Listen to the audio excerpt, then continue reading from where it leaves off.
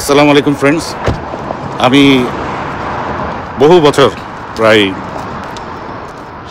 7 বছর একটানা লস অ্যাঞ্জেলেসে থাকার পর এখান থেকে বের হয়ে চলে যাচ্ছি দূরে, বহু দূরে। কালকে বাসা ছেড়ে দিয়েছিলাম, তো বাসা ছাড়ার পরে এত শরীর খারাপ টায়ার্ড ছিলাম যে আমাকে এক রাত হোটেলে থাকতে হয়েছে। কিছু জিনিস আছে যেগুলো ফেলে যেতে খুব খারাপ লাগে, সেগুলা নিয়েই নিলাম। একটু কষ্ট হলেও কিছু জিনিস আছে যেগুলো, তো সেগুলো নিয়ে আমার গাড়ি মোটামুটি পুরাপুরি ভরে গেছে। রওনা দিচ্ছি, আপনারা সবাই দোয়া রেখেন, পথে যেতে যেতে কথা হবে। আমি রওনা দিলাম।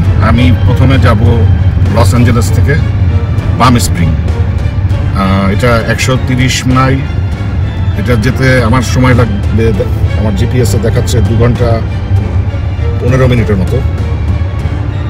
তো লস অ্যাঞ্জেলেস শহর থেকে বের হওয়াটা একটু ডিফিকাল্ট। এখানে ট্রাফিকটা সবসময় বেশি থাকে, স্পেশালি 101 ডাউনটাউনের এক্সিটগুলোর কাছাকাছি। তো আমি 101 থেকে 10 ইস্টে উঠবো। 10 ইস্ট ধরে সোজা পাম স্প্রিং।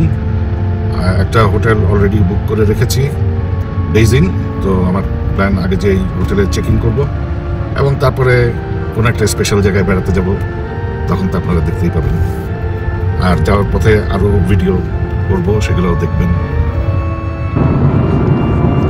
আমি শহর ছেড়ে চলে আসছি প্রায় 20 মাইল। তো তখন আমার মনে পড়লো যে আমি একটা ব্যাগ ফেলে আসছি। আসলে ওই ব্যাগে সবচেয়ে গুরুত্বপূর্ণ যে জিনিসটা ছিল সেটা হচ্ছে পান পিঠা। অনেকে বলে তেলে পিঠা, অনেকে বলে পোয়া পিঠা। এই পিঠাটা আমার খুবই পছন্দের। তো এই প্রথম একটা জিনিস, প্রথমেই একটা ব্যাগ ফেলে আসলাম। পিঠাটা আমার রিজিকে নাই, নো প্রবলেম, আল্লাহ হেফাজতে রাখুক, এটাই সবচেয়ে বড় কথা।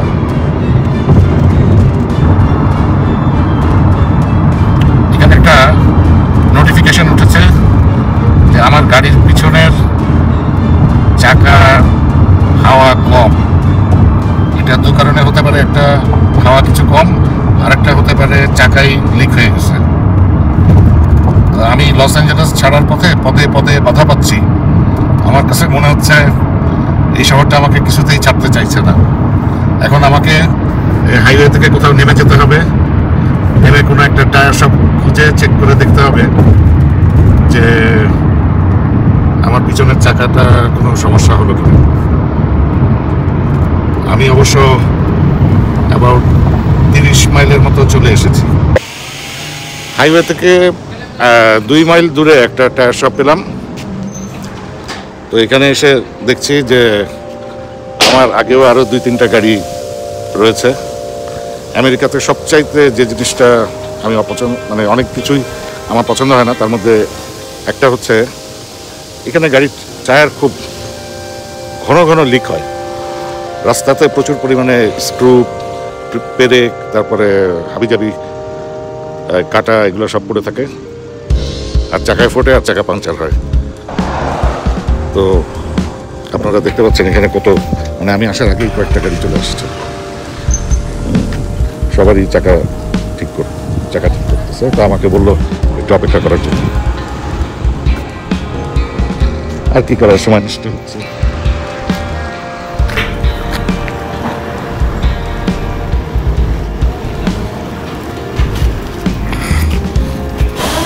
উনি আমাকে আরেকটু বাড়তি কাজ করে দিচ্ছে। 4টা চাকারই প্রেশার ঠিক আছে কিনা চেক করে প্রয়োজন হলে কিছু প্রেশার দিয়ে দিচ্ছে। আর যদি প্রেশার বেশি থাকে তাহলে একটু কমিয়ে দিচ্ছে। Is a very nice man. আমার চাকায় কোনো লিক পাওয়া যায়নি, কোনো সমস্যাই ছিল না, শুধু হাওয়া কম ছিল। কিন্তু এর আগে আমার একটা খুব বাজে অভিজ্ঞতা হয়েছিল। এরকম সেন্সারে শো করার পরেও আমি পাত্তা দেই নাই। কিছুক্ষণ পরে চাকাটা টোটালি ফ্ল্যাট হয়ে যায় এবং তখন অনেক রাত হয়ে গেছে। আমি হাইওয়ের কাছাকাছি, কোনো টায়ার রিপেয়ার শপ ছিল না ধারে কাছে। আমাকে সারা রাত অপেক্ষা করতে হয়েছিল হেল্প এসে পৌঁছানোর জন্য ঠান্ডার ভিতরে। তো ওই বাংলায় একটা কথা বলে কি, ঘর পড়া গরু কি দেখলে ভয় পায়, আমি এরকম ভয় পেয়েই নেমে চাকাটা চেক করিয়ে নিলাম। তবে এখন অ্যাটলিস্ট পিস অফ মাইন্ড, এখন শান্তির মতো গাড়ি চালাতে পারবো। আমি চলছি পাম স্প্রিংয়ের পথে, লস অ্যাঞ্জেলেস থেকে 10 ইস্ট হাইওয়ে ধরে। হাইওয়ের পাশাপাশি কিছু এক্সিট। এখানে রাস্তার নামগুলোর সাথে বাংলাদেশের রাস্তার নামের একটা মিল আছে। যেমন আমি কলা বাগানে কোনো কলার বাগান দেখতে পাইনি, হাতির কুলেও হাতি দেখি নাই। একই অবস্থা আমেরিকাতেও আছে। যেমন একটা রোডের নাম শু মেকার্স রোড, কিন্তু সেখানে কোনো শু মেকার নাই। একটা রোডের নাম রিভার সাইড ভিউ রোড, কিন্তু সেখানে কোনো রিভারের নামগন্ধ নাই। এই রোডগুলোর নামকরণ কিভাবে হয়েছে জানি না, হয়তো কোনো এককালে ছিল, এখন নাই, এই আর কি। আমি চলছি তো চলছি। আমি প্রথম লস অ্যাঞ্জেলেস এসেছিলাম 2015 সালে। তারপরে কিছুদিনের জন্য একটু এদিক সেদিক ঘোরাঘুরি, এরপরে আবার লস অ্যাঞ্জেলেসে ফিরে একটানা 7 বছর ছিলাম। আসলে আমেরিকায় অনেক জায়গায় ঘুরলেও আমার কাছে ঘুরে ফিরে ক্যালিফোর্নিয়ায় সবচেয়ে বেশি পছন্দের, এবং ক্যালিফোর্নিয়ার ভিতরে লস অ্যাঞ্জেলেস খুবই প্রিয় একটা জায়গা। আমি ছেড়ে চলে যাচ্ছি, অবশ্যই মনটা একটু খারাপ, তবে হয়তো আবার ফিরে আসা হবে আল্লাহ চাইলে।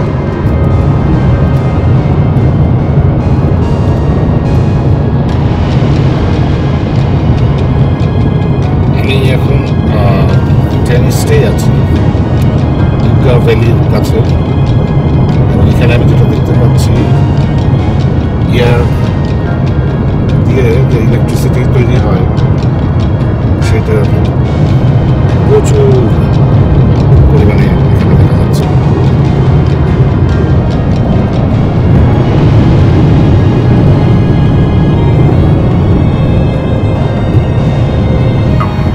পাম স্প্রিংয়ে এসে গেছি, নেক্সট এক্সিট নিব এবং তারপরে পৌঁছে যাবো আবার হোটেলে।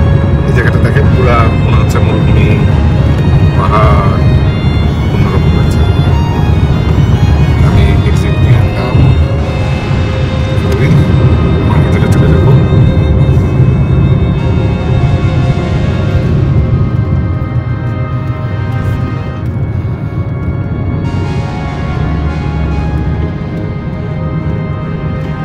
আমি আমার হোটেলের কাছে চলে এসেছি।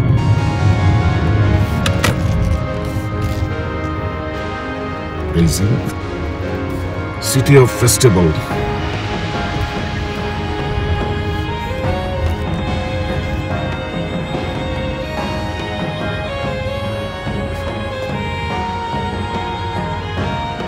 ভালো ভালো হোটেল।